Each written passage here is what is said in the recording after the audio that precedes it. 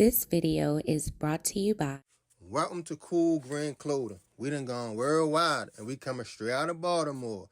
And if you ain't on the team yet, come on get with us. Come on and make a purchase. Go online right now. CoolGreenClothing.com and make your purchase. Oh yeah, by the way, if you ain't cool and getting the green, you're in the way. That's just basic. What's going on, YouTube fam? This your boy Tony 2 times, and we back with another episode of the Baltimore Way, man. Before I start, be sure to tap that like button. Definitely watch this video to the end to hear the full story and all the details in the case. For the day one fam, y'all already know it's all love. Thanks for tuning back into another episode. If you're new to the channel and you feeling the content, feel free to subscribe. Definitely hit that notification bell so you can be notified every time we drop a new video. Let's get right into the story. When you are a young man or woman trying to navigate life, things could get tricky. Worrying about fitting in or being accepted by the people outside of your household. And I know as young men, once we turn about 14 or 15, we feel like we know a little something if we've been around a few trappers or street dudes. You might even be out the porch doing things yourself, depending on your environment. But when you get older, if you are blessed enough to make it, you look back and think how clowned out and goofy certain moves was you and your peoples might have made. But for some of them decisions as teens, they have an everlasting effect. Some don't make it to mature, and others make a decision that puts them in prison for a long time. Robbery is one of them things you can never plan right. Every situation can go different. For example, you and your peoples come up with an idea to make a move on something or someone. It seems easy enough.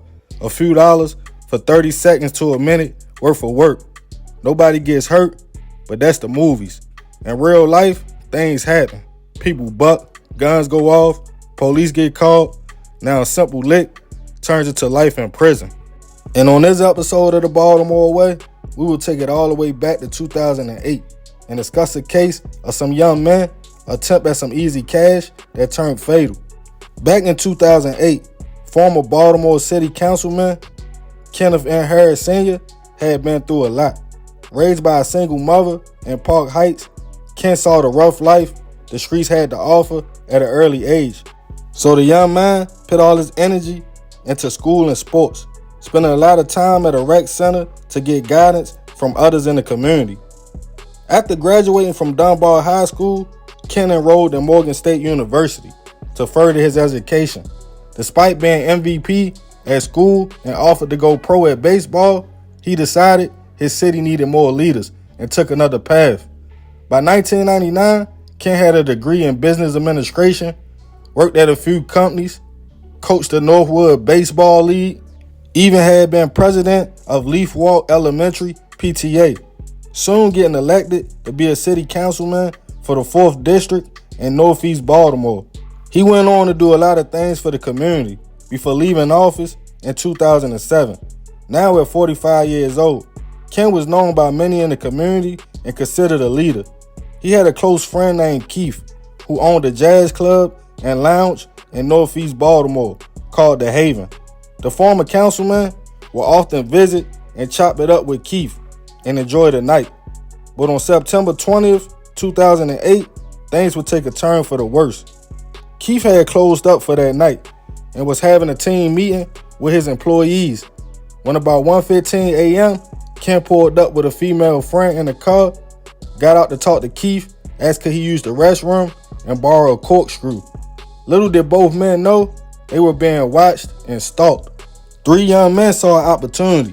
Armed with blicks, masks, and bandanas, they caught Ken and Keith by the door to the lounge.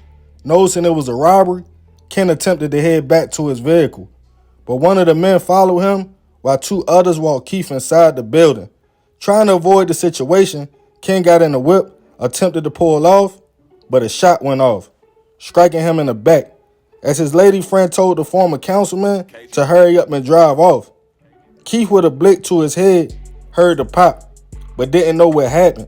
The men quickly rushed him into an office where the safe was at and finished their move before fleeing out the back door of the lounge. Keith grabbed his own blick and shot at the robbers while they was trying to get away, before going out front to see if Ken was good. Once he noticed his car was gone, he felt good his peoples got away. But shortly after, he heard sirens and flashing police lights up the street on Lock Raven Boulevard. Ken had managed to get off the scene, attempted to drive off for help while being shot in the back. He eventually crashed the vehicle and slumped over. He was rushed to a local hospital, but unfortunately would not survive.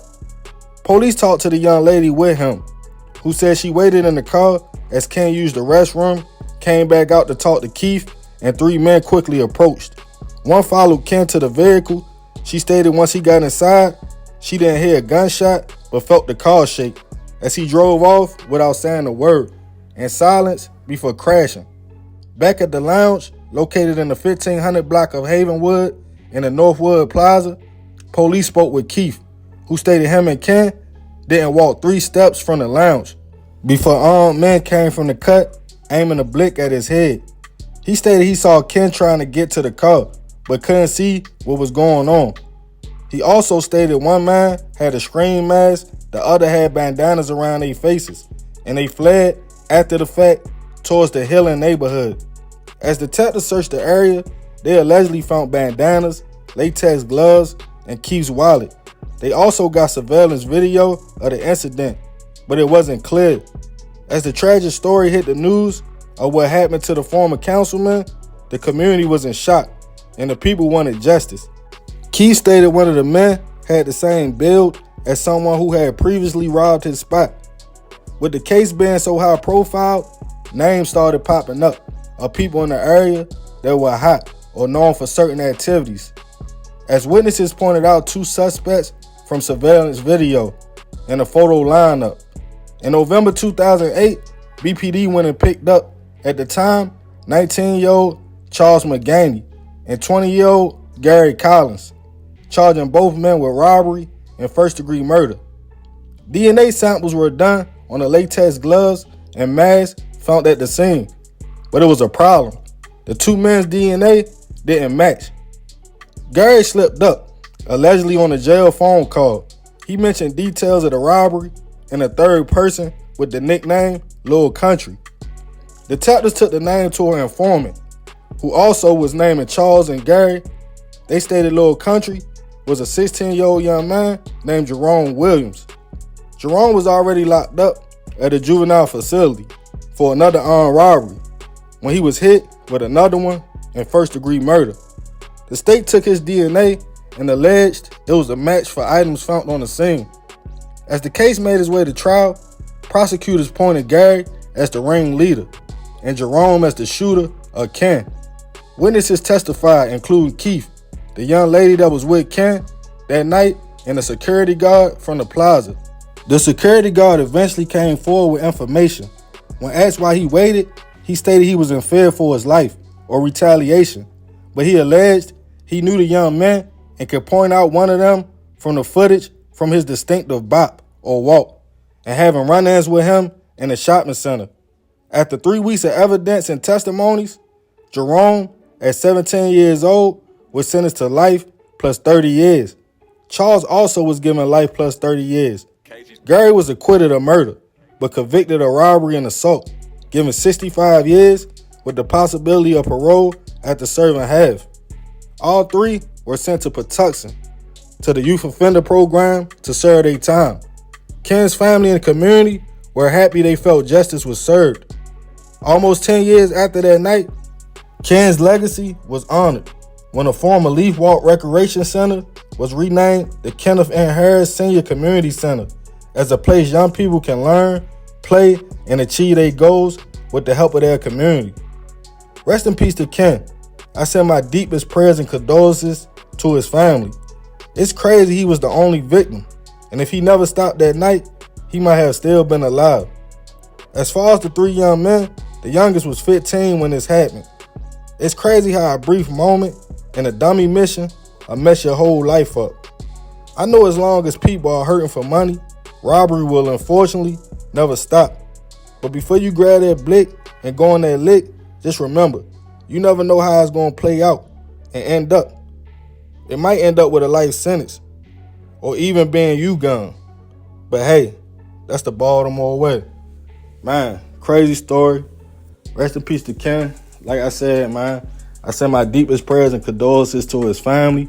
I ain't gonna talk y'all head off on this one. Let me know what y'all think in the comments. Remember to be respectful. I appreciate you if you made it to the end. Y'all already know it's all love, fam. This is another episode of the Baltimore Way. This your boy Tony 2 times. I'm out.